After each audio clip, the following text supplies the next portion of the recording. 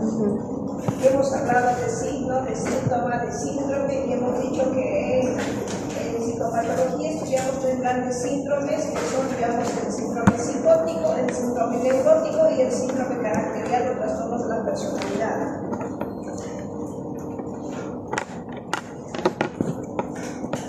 Hemos dado las características de cada uno de ellos antes de que vaya así. Después hemos hablado de lo que es conciencia y hemos dicho que es el saber, el estar consciente, el saber quiénes somos, qué queremos y cómo nos relacionamos con el mundo exterior. Hemos dicho eso. Hemos hablado también que la conciencia tiene tres sectores. ¿Cuáles son? La autoconciencia. Los sectores son tres sectores de la conciencia.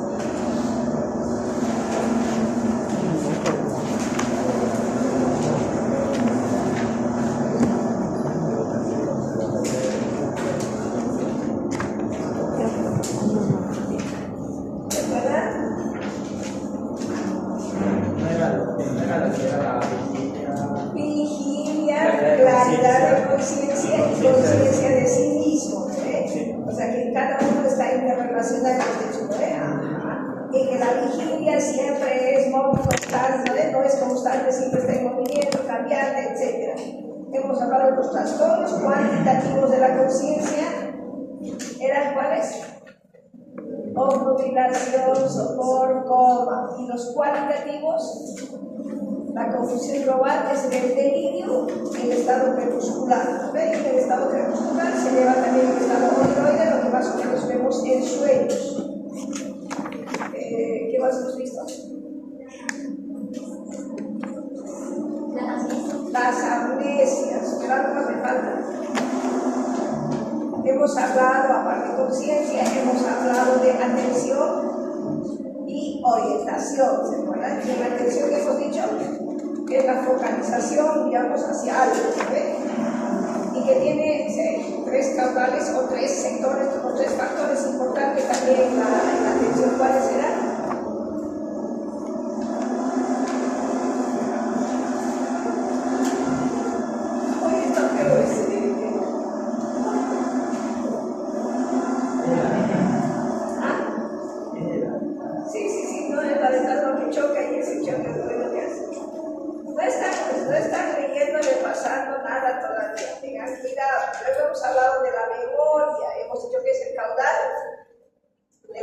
Recuerdos. ¿Cuáles son sus características? ¿O sus tres capacidades? Capacidad de fijación, conservación y evocación. Y luego vienen los trastornos que sean, digamos, la disfunción o la pérdida, la amnesia, la hipermnesia y las paramnesias. Cada una hemos visto, ¿verdad? No se olviden, por favor, vayan registrando más o menos lo que estamos viendo, porque es algo que ustedes tienen que repetirlo si quieren. Hemos visto también, digamos, que cada una está relacionada con la otra. También hemos adelantado que está relacionada con el estado afectivo también, ¿no ven? ¿Se acuerdan? Con la inteligencia hemos dicho también, ¿no? No se van a olvidar eso, y obviamente tiene que haber un estado físico, una fisiología normal, por lo menos a nivel de lo que es cuerpo y cabeza, ¿no? Tiene que estar bien ahí para que podamos rendir bien. Cuando hablamos de inteligencia, ¿de qué creen ustedes que vamos a hablar?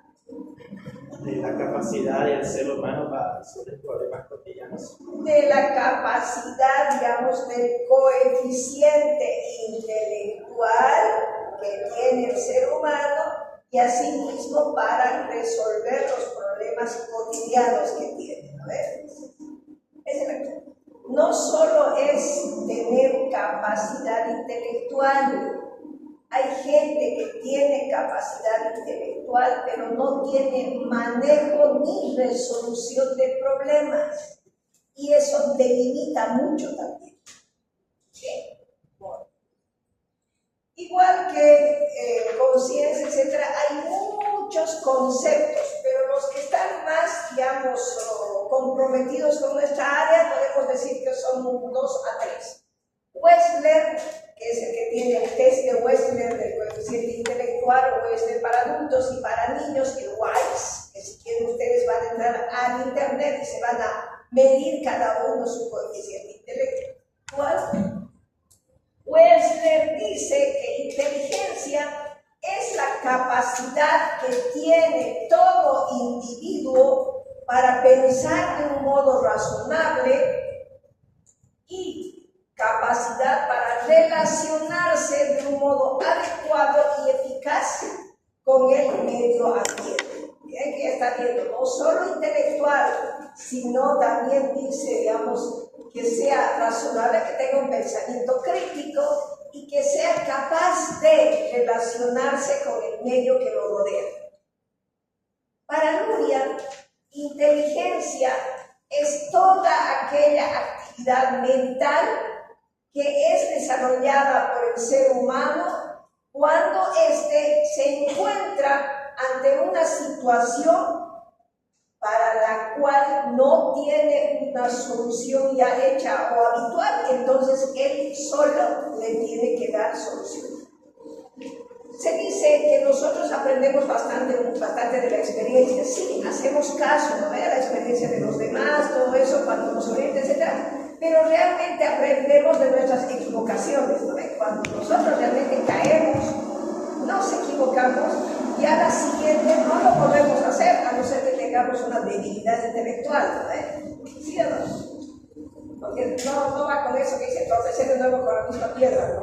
Una vez, sí, pero ya otra vez no te vas a volver a caer en esa misma situación, tiene que por lo menos cambiar. Entonces aquí nos dice que el ser humano no solo está, digamos, capacitado para resolver sus problemas con los que ya tiene, con la experiencia, sino que también tiene que buscar nuevas soluciones a los problemas. Volvemos a repetir, para que haya una buena funcionalidad, digamos, intelectual, obviamente tiene que haber un sistema nervioso central adecuado en irrigaciones, oxigenación, sin traumas y todas esas cosas para que pueda funcionar bien. También la inteligencia nos da la capacidad de análisis, ¿sí? Que nosotros ya no tenemos memoria teórica. Hasta cierto punto nosotros aprendíamos de memoria conceptos, todas esas cosas. Todavía aprendemos, pero después tenemos memoria analítica. Ustedes, quieran o no, para resolver problemas o para dar un tratamiento, ya de parte de ustedes, hacia el paciente todo, o lo que van a hacer, ya están haciendo uso de la memoria analítica y de la inteligencia, ¿entiendes?, para resolver sus problemas. ¿Sí o no? Uno dice, paciente febril, una fiebre de 38.7, sudoración profusa, escalofríos, malestar general. ¿Qué más le pongo?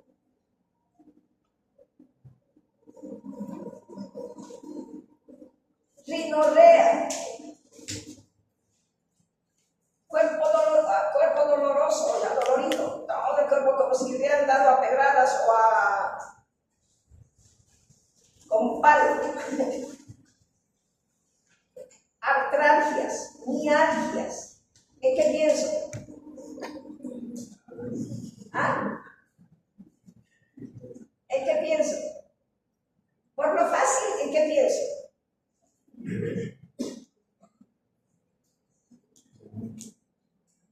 A lo fácil, con el síndrome gripal. No me voy a perder por el síndrome gripal.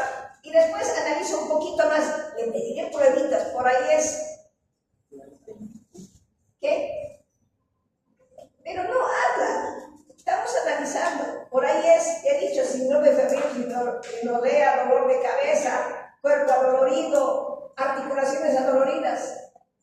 Chikungunya. Influenza, chikungunya, dengue. Puede ser cualquier viral, ¿no?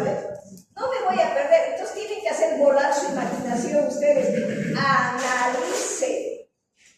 Asimismo, en psiquiatría varios síntomas se pueden presentar en diferentes enfermedades. Nosotros lo que hacemos es, digamos, priorizar lo que más está afectando al paciente para así direccionar el diagnóstico. Un paciente psicótico igual tiene problemas, digamos, afectivos. Va a tener la anedonia, la apatía, ese digamos, que ve el mundo como si fuera distante, que no es con él, que no reacciona emocionalmente. Entonces, en la inteligencia también, porque la inteligencia nos da esa capacidad de análisis. Y nosotros, mediante el análisis, podemos hacer, digamos, podemos distinguir por categorías el conocimiento que tenemos. ¿Sí? Tenemos que aprender a analizar. Ya no esperemos nada más laboratorios, seamos clínicos. No olviden nunca la clínica ustedes, por eso es que semiología es muy importante.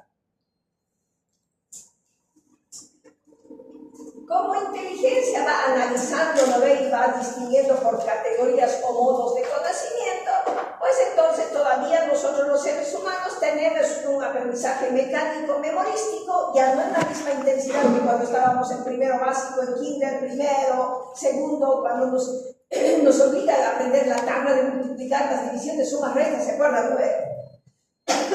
En algún momento decimos, ¿para qué me sirve? No sirve, ¿no ve? Para hacer nuestros cálculos. Esta memoria de aprendizaje mecánico o memorístico, la memoria teórica, se produce directamente de una manera independiente a las ideas y conceptos. Con esta memoria teórica nosotros aprendemos contenidos, muchas veces sin entenderlos completamente, y las personas con déficit intelectual son aquellas que tienen solo memoria teórica, se aprenden, son los genios de salón o teóricos de salón que dicen, se aprende un solo tema y hablan solo de eso, le hablan de otra cosa y no saben, ¿entienden? ¿No?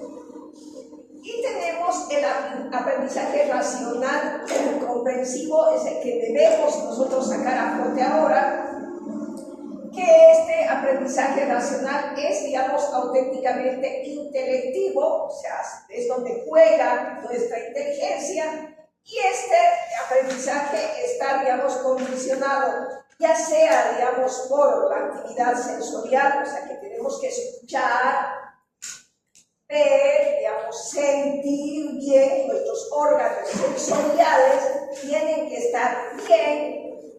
Tenemos que tener una capacidad de la memoria adecuada, que no haya ninguna alteración, ni fijación, ni conservación, ni evocación, donde nuestro lenguaje sea fluido, podamos hablar, digamos, claro, y que para que los demás también nos entiendan, donde nuestra asociación de ideas, nuestros pensamientos, etcétera, estén acordes y obviamente no debemos estar cansados o fatigados en este tipo de situaciones. Esos se llaman factores instrumentales, o sea, los orgánicos, ¿no ven? Y tenemos también los factores promotores o moduladores de la inteligencia, que son, digamos, nuestros sentimientos, nuestra voluntad y atención. Cuando uno está cansado, agotado, digamos que ha hecho toda la noche turno, digamos que trabaja en ambulancia y ha hecho toda la noche turno y después estudia medicina, que mucha gente hace, no estudia. En la mañana en lo que ha podido ha pasado clases, pero ha sido tan tediosa su práctica de psicopatología que se ha cansado y que ha llegado a la clase de psicopatología teórica, digamos, súper cansado, y lo único que quiere es sentarse y poner su cabeza o hacia atrás o hacia adelante, dormirse. Llega un momento que ustedes se agotan, todos nos agotamos y queremos dormir. En ese momento, nuestra capacidad intelectual también, por más que queramos ponerla, digamos, al 100% para poder atender las cosas, no van a ser posibles. O, si estamos tristes, hemos tenido una pérdida reciente, etc., nuestra capacidad intelectual no va a estar acorde también a lo que tenemos. O si tenemos alteraciones o problemas de la voluntad por una u otra razón, la hipocuria, que es el desgarro que uno no tiene ganas de hacer, pero nada, te lleva también a una disminución de la capacidad. Tenemos que ir, y esos son los factores promotores y moduladores de la inteligencia. Como seguimos en todavía lo normal, vamos a hablar de lo que es el juicio. Cuando hablamos de juicio, relacionamos esa palabra con juez.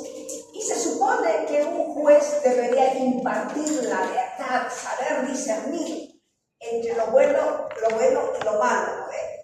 Eso sería juicio, justicia, ¿sí o no? Saber. Y se supone que tenemos estos profesionales altamente calificados que tienen que aprender a discernir el bien y el mal. ¿Qué es eso?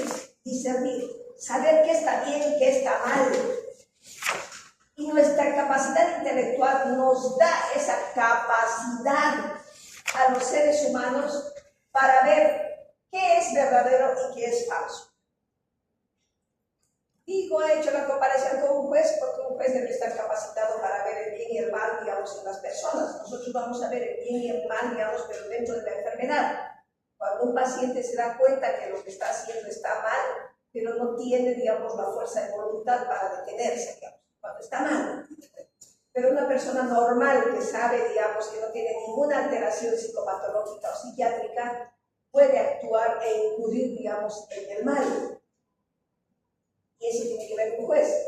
Por eso inteligencia es parte fundamental, digamos, de la facultad de la inteligencia, que nos permite a nosotros, los seres humanos, tener la capacidad de distinguir entre lo verdadero y lo falso, o en el plano moral que se dice el bien y el mal.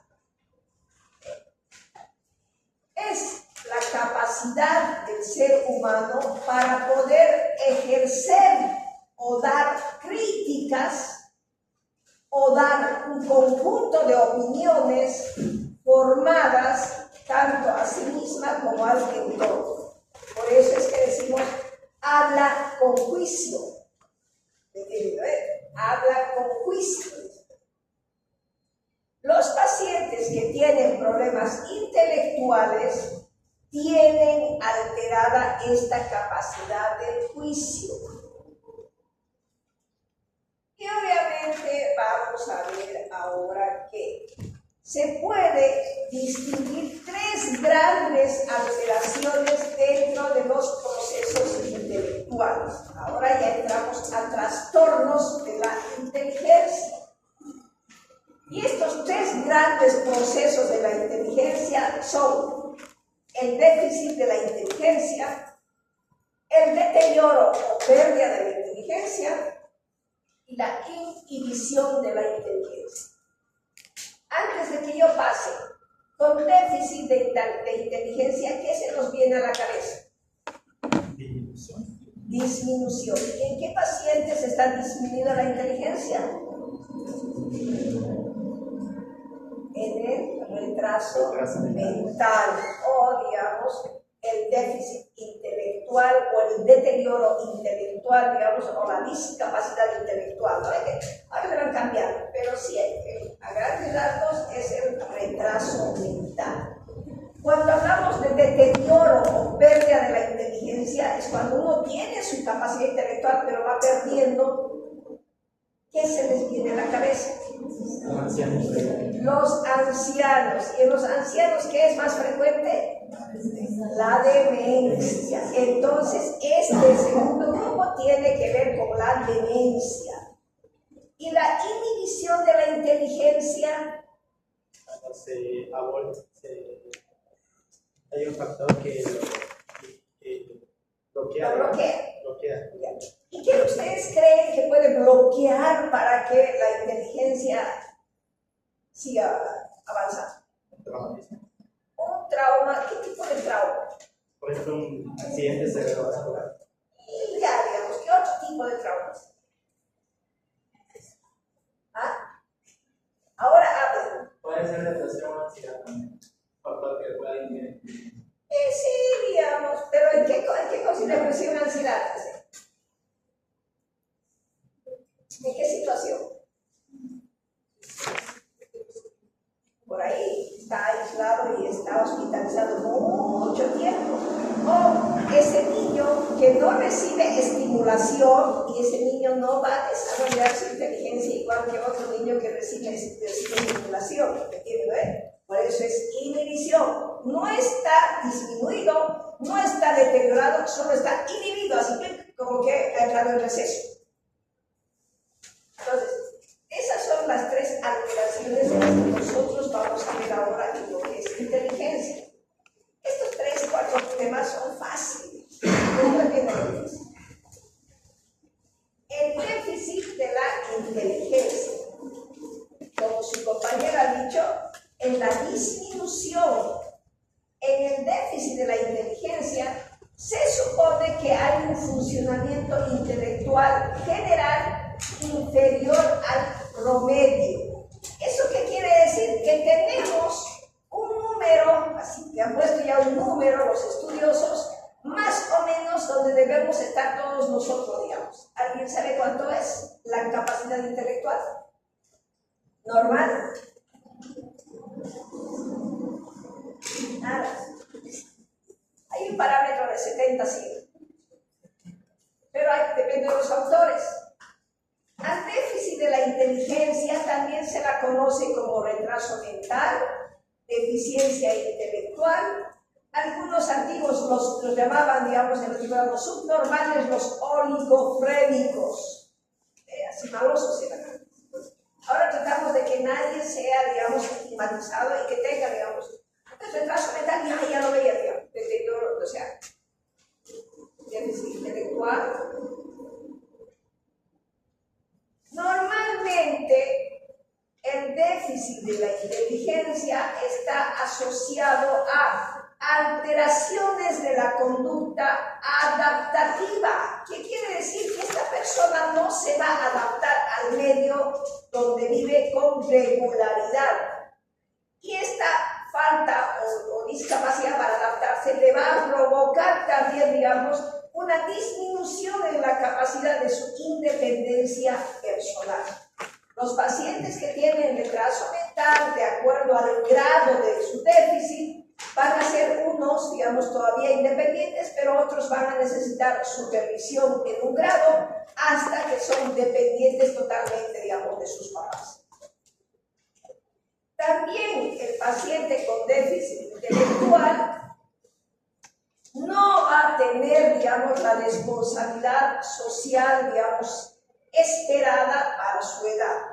Entonces, una persona puede aparentar al de 1,90, un buen físico, todo, etcétera, pero su capacidad intelectual puede ser de un niño de 5 años. ¿Aquí no había pacientes con síndrome de Down? Claro, pero no todos. Claro. ¿Por qué? Hay algunos que logran salir adelante. El síndrome de Down, se dice que una gran parte, ¿no? Es un cromosoma 21 alterado y todo eso, ¿no? Ya saben, en biología han llevado ustedes. Sí. Antes los catalogaban, basta que tengan los síntomas físicos, los rasgos físicos. Síndrome de Down ya no querían recibirlo ni en las escuelas. Pero tenemos síndrome de Down que no tienen déficit intelectual. Son dos cosas bien diferentes las dos. ¿Que se pueden dar en la misma persona? Sí, pero no todos. Entonces no van a tener la misma responsabilidad. Y obviamente la causa del déficit intelectual, digamos, puede afectar a muchas estructuras del sistema nervioso central y pueden ser, digamos, irreversibles. En algunos casos que son, digamos, diagnosticados rápidamente y tratados precozmente, podemos lograr, digamos, que el déficit intelectual, digamos, no sea tan notorio. Se puede. Para que haya, porque el déficit intelectual, digamos, sabemos que los niños nacen con este problema o los primeros años de vida han sufrido traumatismos craneales, infecciones, etcétera, donde ha acortado, digamos, el desarrollo de la inteligencia, ha bloqueado. Y obviamente tenemos múltiples factores etiológicos que han sido, digamos, causados en 10 grupos generales. Aquellos que son provocados por infecciones prenatales o postnatales, como las enfermedades virales, la sífilis, meningitis, la toxoplasmosis, etc. Hasta ahorita, solo sabemos, con años y años, digamos, de estudios, las madres que han tenido chikungunya, algunas han tenido hijos con microcefalia. Ya tenemos, digamos, ese dato así. Una madre con chikungunya, si está embarazada, puede que su hijo nazca con microcefalia. El Zika sí. ¿El Zika sí? Sí, el Zika. Pero con el chikungunya algo les da. Van a ver. Ahorita todavía no sabemos qué problemas pueden tener los niños que han nacido en la época del COVID. Niños pequeños que se han enfermado COVID o sus mamás han sido separados, etc. Entonces recién han pasado 4 años. Tenemos una alta incidencia de niños medios hiperkinéticos. Puede ser, no estoy diciendo que es. De niños, entonces recién se están haciendo estudios y se van a hacer estudios. Yo creo que de aquí a 10 años vamos a ver cuáles han sido las secuelas en aquellas madres que han tenido sus hijos durante la pandemia. Acuérdense que también durante la pandemia hemos tomado tantas vitaminas, que hemos tomado este antiparasitario, ivermectina, que no hemos hecho para cuidarnos, ¿se acuerdan? También tenemos una de las causas bastante frecuentes que lleva al retraso mental, al déficit intelectual, son los agentes tóxicos, y el uso y abuso de alcohol va a provocar muchas encefalopatías, digamos, en el cerebro del paciente primero, y si está embarazada, en ese cerebrito del feto. También los traumatismos cerebrales peri o postnatales van a generar alteraciones a nivel, digamos, del feto, digamos, ya sea por tentativas de aborto fallido, disfunciones placentarias, anoxias cerebrales, hemorragias intrauterinas, enfermedades hemorrágicas, etc., van a generar, digamos, no en todos, pero son causas probables de generar, digamos, déficit intelectual o retraso mental en los niños. Los trastornos metabólicos, alteraciones de los aminoácidos, de los lípidos, hidratos de carbono, digamos, la hipercalcemia, el hipotiroidismo, la deshidratación, la hipernatremia, pueden llevar, digamos, a que tenga el niño tenga malformaciones como la feochromocytosis, las neoplasias intracraneales, las alteraciones cromosómicas, el síndrome de Turner, de Klinefelter, el síndrome de Patau o otros síndromes mixtos pueden también provocar. Pueden, pero hablamos del Down, pero los otros sí tienen, el Klinefelter tiene un poco más, digamos. Pueden provocar.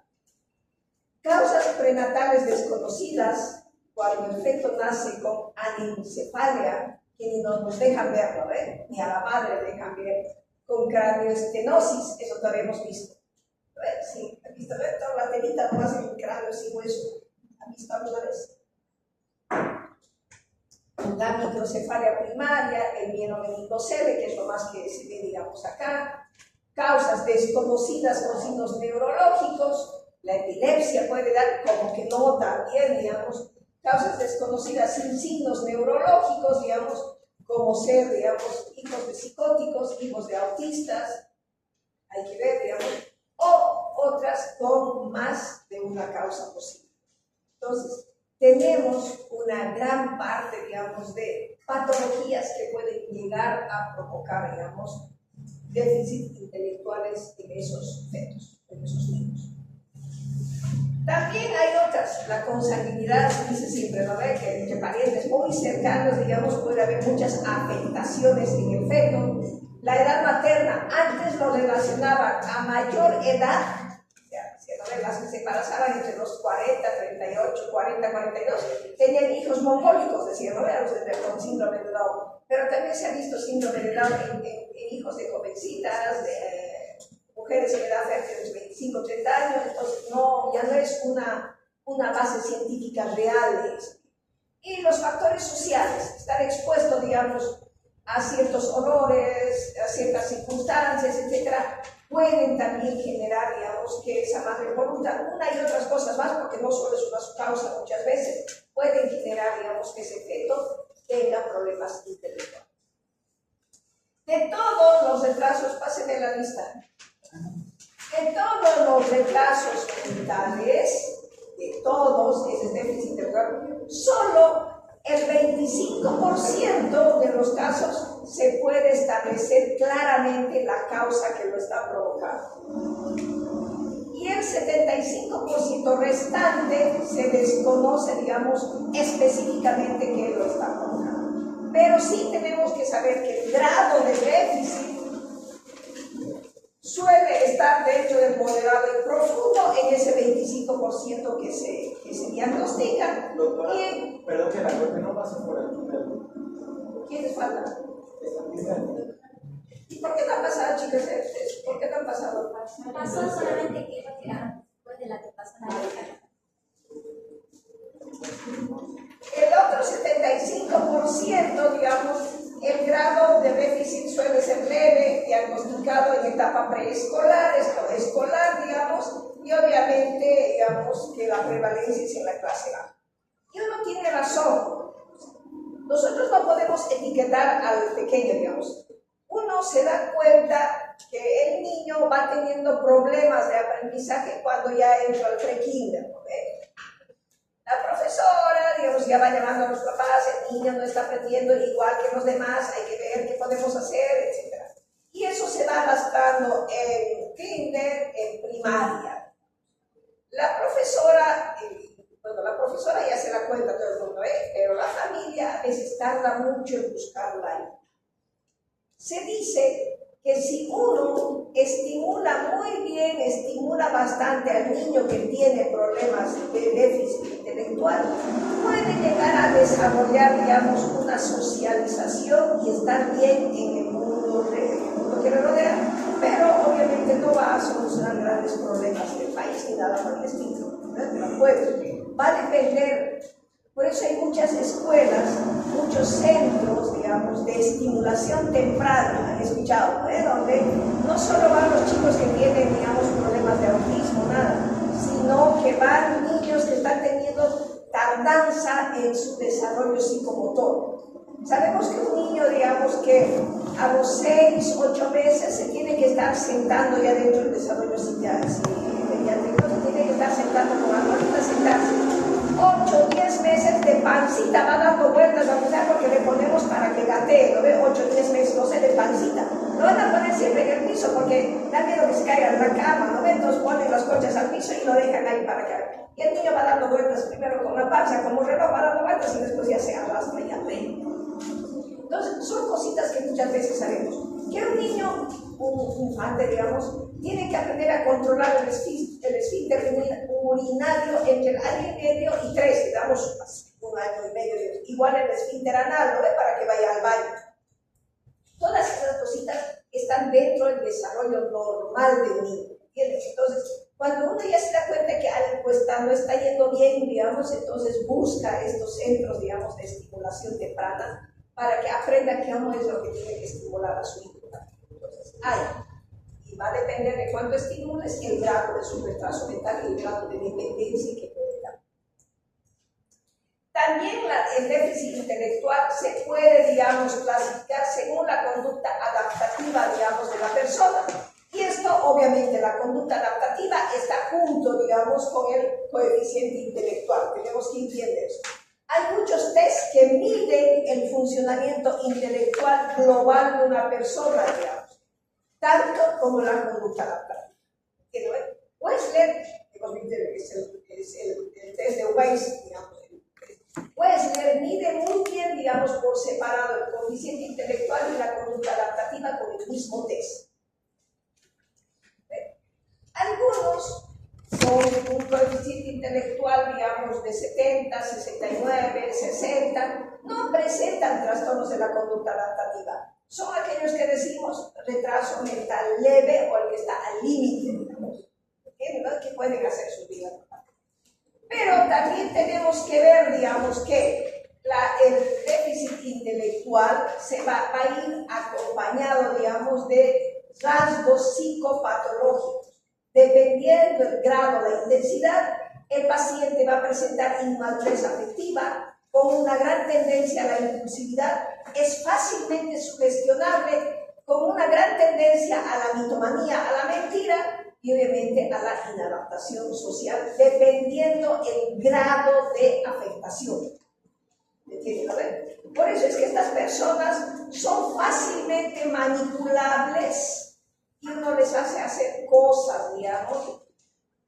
Por eso el inteligente no está en la cárcel. En la cárcel están aquellos pobres de inteligencia que han creído que podían hacer cosas. ¿No entendieron? Los inteligentes, los grandes están afuera. ¿A quiénes agarran con el narcotráfico? A ver, les hacen hacer, no, lleva, carga esto, trágate estas píldoras, pasa esto, te dan $1000, etc. Ese es en cuanto, digamos, al déficit intelectual. El deterioro intelectual, conocido antes como demencia o psicosíndrome orgánico. El deterioro intelectual es la pérdida de la inteligencia ya establecida. Y esto se presenta en personas de edad avanzada, donde va a haber una afectación, digamos, de todas las funciones integrativas superiores, como ser memoria, pensamiento, orientación y juicio, y donde también va a haber presencia de una incapacidad para afrontar, digamos, situaciones nuevas o de conflicto. Con la edad, el ser humano va perdiendo el control ético-moral. No es porque quiera, sino porque el déficit, el deterioro va digamos, incapacitándolos de ese lado. Yo les voy a decir por qué. Ya tenía añitos viendo a una persona que fue el general Latouche Bush, que murió con demencia. ¿Ya? Conocido, que estuvo por la paz, Latouche. Ya, el señor ya mayor. General, fue una época presidente, pero estaba ya con signos claros de demencia. Ya estaba guardado en su casa. Digo guardado, estaba. Pero ahí se le escapó a la familia y cerca de su casa había una plazuela y hay un colegio. Entonces, él ya tenía cuidadora todo. Se debió descuidar y se salió de la casa, porque en la casa tenía patio y todas esas cosas. Y le dio ganas de hacer pis y popó, como ya el combuso nomás ya estaba así. Se hizo en la plaza, se levantó y no se puso bien, no se levantó bien el buzo. Es como niños pequeños que a veces se levantan hasta la rodilla, nomás se ponen su buzo, ¿no veis? Y se fue caminando así. La gente, ¡ay, viejo, exhibicionista, etc.! Llaman a la policía, mamás alborotadas, llaman a la policía, el policía no pregunta nada, etc., y lo detiene. Y el pobre viejito era así. No sabía decir. Lo detiene. Y no lo dejaron, ni siquiera preguntaron en la zona si era de ese lado. Y lo traen de allá acá. Buscando al viejito, se ha perdido, con demencia, y todo eso sale en las noticias y todo eso. Por un lado, sale una noticia donde hay un exhibicionista así, delante del colegio, delante de las niñas que estaban saliendo así, bla, bla, bla. Exhibicionista, ¿no? Y las madres, no van a permitir esto, que le manden a la cárcel, todo. Y por otro lado, la familia buscando, digamos, algo más. Casaron las dos noticias. Paciente con demencia. O sea, este este paciente, como cualquier otro que vamos a tener, no es que esté, digamos, mostrando sus órganos sexuales o está haciendo cualquier cosa por gana y gusto, simplemente se olvida que tenía que subirse hasta arriba. ¿Entienden? ¿No? Porque pierden toda esa capacidad organizativa. Entonces, por eso se dice que van perdiendo el control ético-moral, digamos. ¿Por qué? Porque la atrofia córtico-cerebral en el paciente con retraso mental, con demencia, empieza así. Entonces, va deshidratándose de afuera adentro. Entonces, y la parte ético-moral está aquí, en la parte frontal. Por eso es que pierde. Y obviamente va a haber una desestructuración de la personalidad, donde va a afectar la voluntad, digamos, y la afectividad. Es típico que el paciente con demencia vuelve a la vida primitiva, a las reacciones primitivas o primarias con la que nació, porque es un retroceso, digamos, de haber llegado aquí, va bajando hasta llegar a un estado fetal. Y hay que ver eso. Además, en este tipo de pacientes con deterioro intelectual, como es la demencia, vamos a ver que tienen alteraciones del pensamiento, tienen ideas vagas, confusas, muchas veces hablan, pero no dicen nada, hablan de todo un poco, etc. No tienen un centro, digamos, tienden a elaborar generalizaciones erróneas, muchas veces se acompaña de síntomas psicóticos, como tiene ideas de daño, que dice que se entran a su casa y le roban, y que ven personas, alucinaciones visuales. No los escucha, los ve cómo los ladrones entran, ve cómo hacen en su casa y él no puede, ¿no ve? Los ve. ¿Se acuerdan? Vamos a ver, digamos, que esta parte. Hay una disminución considerable de la memoria de fijación, o sea, la capacidad de fijación es la primera que se altera. Obviamente, si no hay una capacidad de fijación, no va a haber una conservación y no va a haber una evocación, porque no va a recordar, no va a poder traer al presente lo que ha guardado, ¿eh? Y es por eso que el viejito se acuerda lo de atrás, pero no se acuerda lo que ha hecho. Y obviamente eso, como se olvida de muchas cosas, va a tener bastantes confabulaciones. Al principio se inventan muchas cosas.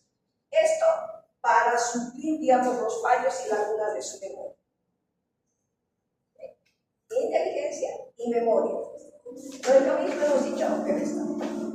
Entonces, el síntoma importante de la demencia es la pérdida de la memoria, que es, digamos, la pérdida de la capacidad de fijación de nuevos recuerdos. No puede olvidar, no puede conservar y obviamente no puede rememorar, no puede recordar. Y por ende, su pensamiento se va a hacer perseverante, va a hablar de lo mismo. Si alguien tiene un abuelito que está un poquito ya mal, viene alguien y dice: ay papá, ¿cómo estás? ¿Has desayunado? No, no he desayunado. Y viene, ¿no? Y dice: ¿cómo es posible? Ya es las 9:30 y no le has dado desayuno al papá. Y la otra hija que lo está cuidando dice: pero ya ha desayunado. Pero sí dice que no. Y le vuelve a dar la hija. Llega alguien a las 10:30: ay tío, ¿cómo estás? ¿Has desayunado? No, no he desayunado. ¿Cómo no le van a dar? Con su saltinita llega, porque no le hacen desayunar al papá, le hace comer otra vez. Ocurre eso. ¿Quiénes tienen abuelitos ya grandes? ¿Vive con su abuelo? ¿Y su abuelita alguna vez hace eso? Primero empiezan por eso, porque no, se van olvidando de eso. Y por ende, digamos, como uno le va dando y le va dando los que van llegando, especialmente fin de semana que van a visitarlo, entonces el abuelito termina con una gran indigestión o problemas gastrointestinales. ¿Me entienden, no? Parece. Aprende, al papá le damos desayuno a las 8:30 de la mañana y no tienes que venir a decir si quieres traer algo liviano, pero no vayas a hacerle desayunar de nuevo, porque su pobre estómago, su metabolismo, todo ya no es el mismo que nosotros. El pensamiento es perseverante, les cuenta lo mismo varias veces, donde van a tener una abundancia de conceptos erróneos, vagos, confusos, disminuye considerablemente la capacidad de juicio crítico y obviamente al final vienen las ideas de tiroides, de que me quieren hacer daño, se entran a la casa, me quieren matar, o cuando ya le va celando a la abuelita de nada y dice que su amante de la abuelita entra a la casa. Se da la vuelta en un ratito y está el amante ahí. Característico típico, estamos hablando de personas mayores ya de 80 años, no todos, pero el deterioro va llevando a eso. ¿Sí? Entonces, la orientación también, digamos, es algo que se va a presentar en el deterioro intelectual, porque el paciente se olvida dónde está yendo. Si de por sí nosotros nos olvidamos, vamos, nos paramos y vemos a qué estaba yendo y volvemos a sentarnos, ¿no? Porque nos hemos olvidado, o no hemos dejado la llave, o estamos con la llave en la mano y uno busca la llave, mi celular no hay, uno está buscando y no tiene a veces en la mano, ¿no? O cuando los lentes lo ponemos aquí y buscamos los lentes, ¿no? Entonces vamos a eso, se va a perder. Y termina buscando siempre la casa donde se crió. Quiero ir a mi casa, quiero ir a mi casa, quiero ir a mi casa, llévenme a mi casa, llévenme a mi casa. La casa donde se crió. El deterioro intelectual o demencia normalmente obedece a una causa orgánica cerebral. Y hay muchas enfermedades que provocan lesiones, ya sean difusas o localizadas en el cerebro. Se acelera la demencia en los tumores, con las epilepsias, especialmente temporales profundas. La sífilis ha sido una enfermedad que ha, digamos, generado demencia a temprana edad porque provoca muchas alteraciones. Los traumatismos craneales, dependiendo de dónde sea y el tamaño de la lesión, también van a provocar demencia. Las atrofias córtico-cerebrales de origen desconocido, nosotros conocemos más los de los procesos ateroscleróticos, los que nos damos cuenta directamente cuando empieza ese deterioro. El alcoholismo de larga duración son, digamos, patologías que van a acelerar el proceso de demencia. Normalmente la demencia debería, digamos, si va a iniciar arriba de los 65 años, pero alguna vez hemos tenido menos de 65 años. Entonces, arriba. La demencia puede evolucionar hasta la muerte o detenerse en algún momento de la vida, digamos, de la evolución. Pero una vez que se instaura la demencia, solo podemos ayudarle a controlar y a que no evolucione rápido, porque una vez instaurada no vamos a poder hacerla. Pero también se dice que, según la causa más adelante, hay un 90% de causas que es irreversible de la demencia y un 10% que es demencia ocasionada por otras enfermedades que todavía se pueden curar, es un 10%. Pero eso vamos a ver al año. Las demencias se clasifican, digamos, en degenerativas primarias, en vasculares, en demencias secundarias, solo para que sepan, para que vayan viendo y analizando ustedes al paciente, digamos. En las demencias degenerativas tenemos al Alzheimer, a la de Parkinson, Huntington. La de Parkinson también vamos a ver, la de Alzheimer van a ver más, digamos, y vamos a ver que hay de inicio precoz antes de los 65, pero el de inicio tardío siempre es más arriba de 65. ¿Cuáles son sus características? Se afecta de una manera precoz la memoria, hay un deterioro múltiple, progresivo de todas las funciones superiores y aparecen síntomas psiquiátricos asociados al acto. Las demencias vasculares son las que más vamos a ver, que son lesiones encefálicas causadas por alteraciones vasculares. Hay factores de riesgo vascular que nos vamos a dar cuenta nosotros cuando empiezan. Y los síntomas van a depender, digamos, del origen cerebral, de la región del cerebro que está afectada. Pueden ser corticales, subcorticales, digamos, que es lo que más nosotros vamos a ver, porque la de Bismarck y la talámica, el neurólogo cuando ya esté muerto va a determinar de qué era, pero la otra sí vamos a ver, que es el deterioro por el daño del sistema vascular, digamos, en el cerebro. Tenemos las demencias secundarias, este es el 10% que nosotros vamos a poder curar, que es de etiología muy diversa, que son tratables y que el cuadro puede ser reversible. aquella demencia que está provocada por infecciones, el SIDA, sífilis, hepatitis herpética, enfermedades priónicas, por la hidrocefalia, metabólicas, endógenas, por la hipertiroidismo, enfermedad de Wilson, la demencia por carencia de la vitamina B12, ácido fólico, digamos, es una alta demencia en los viejitos que van al seguro, al SUS. Así que cuando vayan sus viejitos al SUS, denle nomás su complejo a ver su ácido fólico porque les ayuda bastante a ellos. Las traumáticas, dependiendo del grado de lesión, la esclerosis múltiples y por tóxicos pueden ser tratables, digamos, este 10%. ¿Sí? Son las demencias que vamos a ver. Y luego tenemos las inhibiciones intelectuales, que es el tercer grupo de patologías. Estos son trastornos, digamos, por una expresión deficitaria o por la pérdida de la capacidad intelectual de carácter funcional, pero son reversibles. Conocido también como pseudodeficiencia o pseudodeterioro, o sea, una falsa deficiencia. Las causas de esta inhibición intelectual se deben a situaciones que pueden generar, digamos, trastornos muy diversos y que se pueden clasificar en inhibiciones precoces o tempranas e en inhibiciones tardías. ¿Cuáles son las situaciones precoces, digamos, que alteran o inhiben la inteligencia? Cuando un niño es privado de las relaciones humanas, para que vean, nosotros no somos ermitaños, necesitamos del cuidado, del apego, del abrazo de otras personas.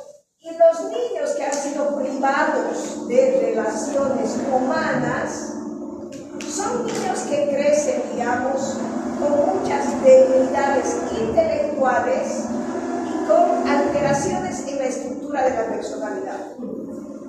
En la antigüedad había un rey que puso, digamos, hizo un experimento de un número de niños, digamos, o sea, de la misma edad, y los separó. Uno que tenían niñeras que les hablaban, que les cambiaban, que les alimentaban, o sea, jugaban con ellos, todo. El otro grupo de niños tenían niñeras, pero les bañaban, les cambiaban, les alimentaban, etc., pero no hablaban nada con ellos, tocaban lo mínimo a los niños. Estos niños, que igual estaban siendo alimentados de la misma forma que los otros niños, que estaban bañaditos, cambiaditos, limpiecitos que los otros niños, solo que a estos niños no les hablaban, les tocaban lo suficiente cuando les cambiaban o le daban, digamos, la mamadera roja, así. En cambio, al otro niño le agarraban, le daban la mamadera en el brazo y les hablaban, todo eso. Estos niños que no recibían estimulación humana murieron más rápidamente. Y los niños que sí recibieron estimulación vivieron por vida.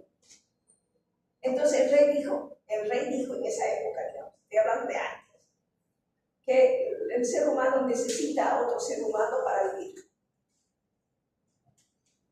Y eso se ha hecho. También cuando el niño vive en ambientes nocivos y poco estimulantes, hay una inhibición intelectual. Cuando el niño tiene defectos instrumentales sensoriales, la sordera, ceguera, digamos, o que sea mudo, también no deben desarrollar. O los niños que tienen trastornos psicológicos de inicio, digamos, como el TDAH u otros cuadros de índole emocional. No se olviden que hay niños con ansiedad, con depresión, etc. Entonces, esta inhibición intelectual precoz depende, digamos, de que uno, digamos, le hable, le acaricie, entonces, por eso siempre dicen, ¿no ve? Ahorita no sabemos qué tanto vamos a tener de problemas, porque como quitaron, ¿se acuerdan?